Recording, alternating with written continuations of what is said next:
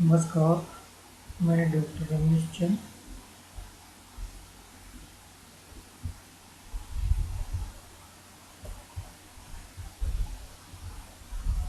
पिछले वीडियो में मैंने किसी मीडियम के लिए डिस्पर्जन रिलेशन निकाला था, जो कि एक लीनियर होमोजीनियस आइसोट्रोपिक मीडियम के लिए यहाँ मैं पुनः लिख रहा हूँ, जिसके अनुसार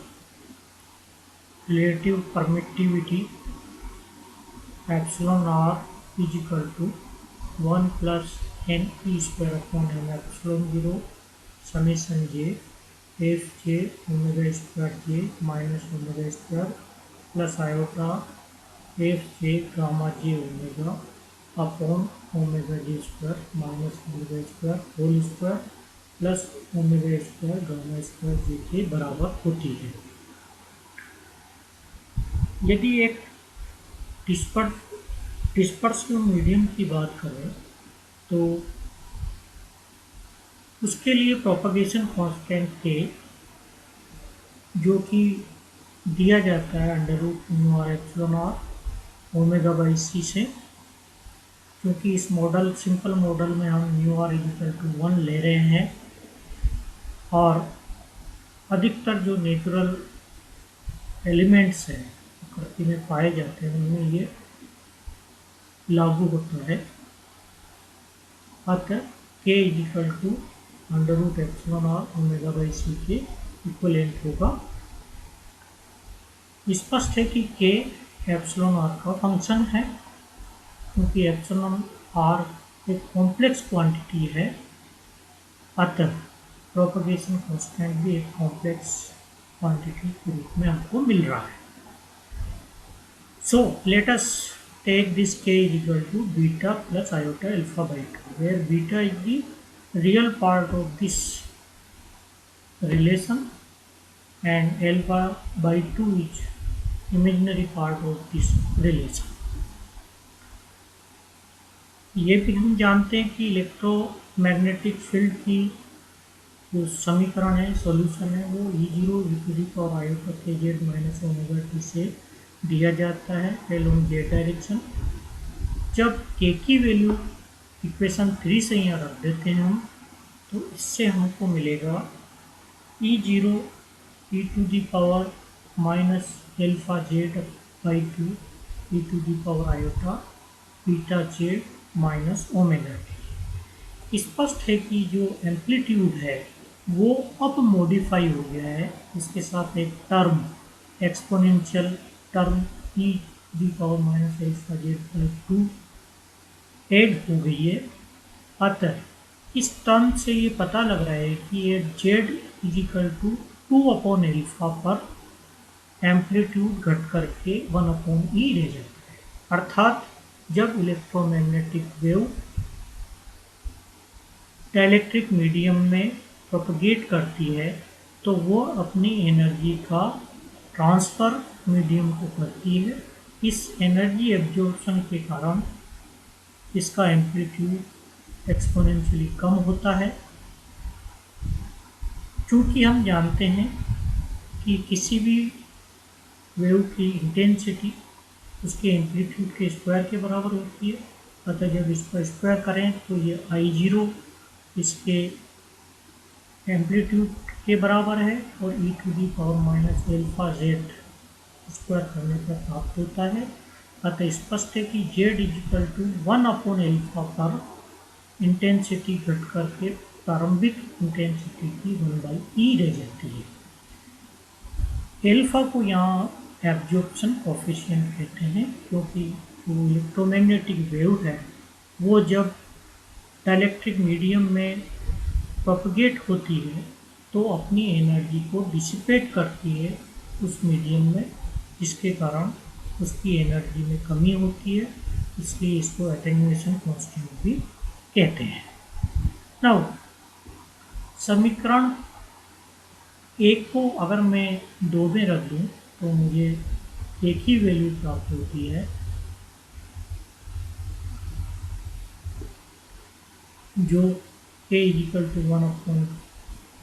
omega upon c 1 plus n e square upon m epsilon 0 summation j f k gamma square j minus omega square plus iota f j gamma j omega upon omega j square minus omega square whole square plus omega square gamma j square power half के बराबर होता है। इस relation में जो second term है वो generally 1 से काफ़ी कम होती है, अतः इस रिलेशन को हम बाइनोमियल एक्सपेंड कर सकते हैं और बाइनोमियल एक्सपेंशन के बाद जो टर्म प्राप्त होती है उसमें केवल फर्स्ट 2 टर्म को जो कि सिग्निफिकेंट होती है उनको यहाँ ले रहे हैं, बाकी टर्म को हम जो है नेग्लिजिबल मानते हुए छोड़ रहे हैं। तो हमको k मिला, k is equal to omega by c 1 plus n square upon 2 m epsilon 0 summation j f j omega square j minus omega square plus iota f j gamma j omega upon omega j square minus omega square whole square plus omega square gamma j square. Now अगर हम इसको beta plus iota alpha by 2 से compare करें, जहां हम जानते हैं कि किसी मीडियम का index of refraction eta is equal to c upon v से दिया जाता है, जहां v velocity of electromagnetic wave in a medium is given by omega by k, so eta is equal to हो गया c upon real of k, where real of k is beta, so eta is equal to c upon omega beta. Now taking the real part of this relation, we have index of reflection expression as c upon omega beta is equal to 1 plus n e square upon 2 m epsilon 0 summation j f j omega square j minus omega square upon omega j square minus omega square whole square plus omega square gamma square j, and the imaginary part of this relation alpha is equal to n e square upon m epsilon 0 f j gamma j omega upon omega square j minus omega square whole square plus gamma square j omega square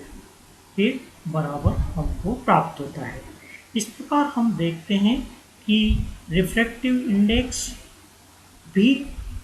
frequency पर depend कर रहा है और absorption coefficient या attenuation coefficient भी frequency पर dependent है।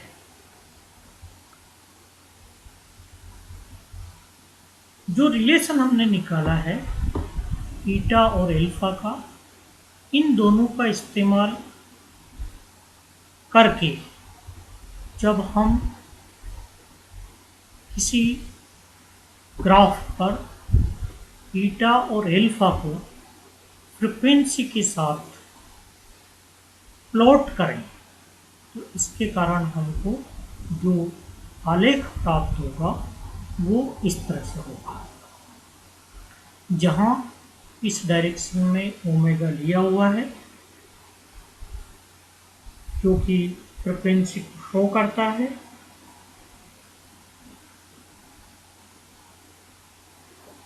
इस ग्राफ में जो ईटा -1 प्लॉट कर रहे हैं हम, उसके 3 अलग अलग भाग हम ले सकते हैं। फर्स्ट भाग वो है जिसमें ईटा -1 का मान इंक्रीज हो रहा है, दूसरा भाग वो ले रहे हैं जिसमें इसका मान तेज़ी से डिक्रीज हो रहा है, और तीसरा पार्ट वो है जिसमें ये वापस पुनः इंक्रीज होता है। सबसे पहले बात करें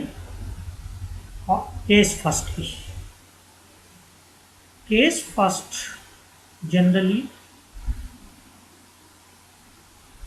इंडेक्स ऑफ रिफ्लेक्शन फ्रीक्वेंसी के साथ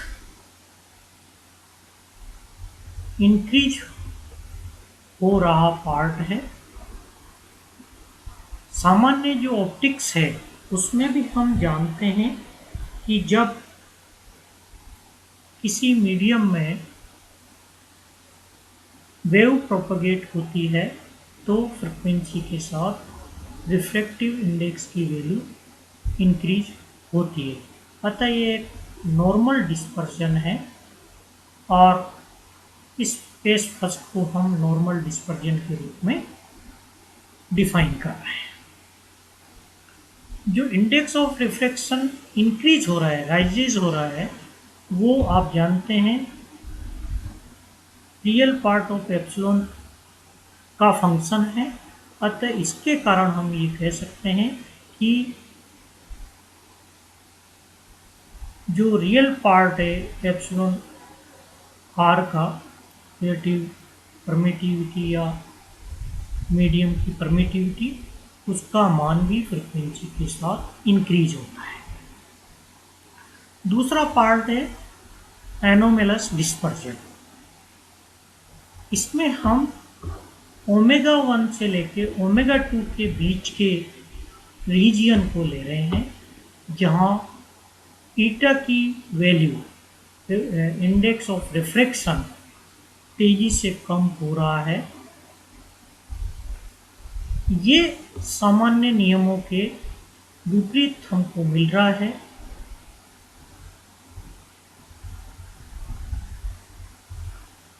N drops sharply associated with sharp decrease in real epsilon or epsilon r in the region omega 1 to omega 2। इस बिहेवियर को हम एनोमेलस डिस्पर्शन कह रहे हैं क्योंकि ये सामान्य जो फेनोमेना है डायलेक्ट्रिक्स में, उसके अतिरिक्त एक फेनोमेना प्रकट हो रहा है जिसमें रिफ्रैक्टिव इंडेक्स की वैल्यू शार्पली डिक्रीज हो रही है।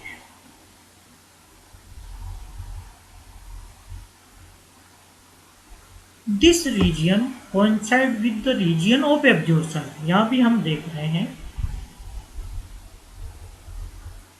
कि जिस रीजन में ये शार्प डिक्रीज हो रहा है इंडेक्स ऑफ रिफ्रैक्शन का,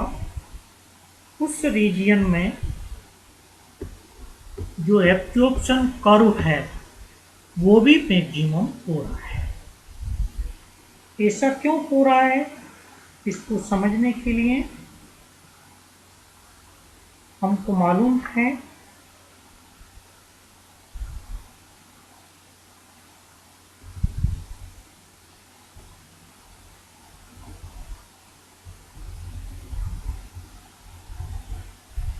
कि जो इलेक्ट्रॉन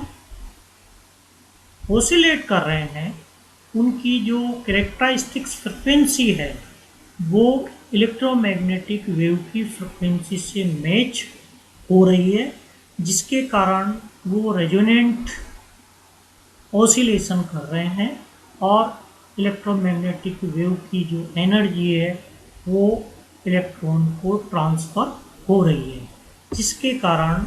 जो मटेरियल है वो भी प्रैक्टिकली ओपेक नज़र आ रहा है।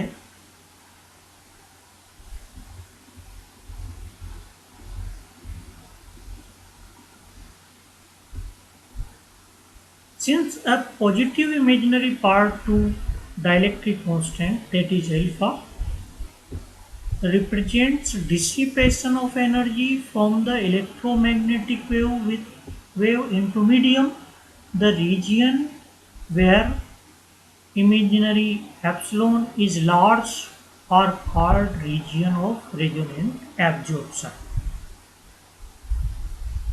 ये मैंने आपको यहाँ भी बताया हुआ है, ये पूरा पार्ट रेजोनेंट एब्जॉर्प्शन को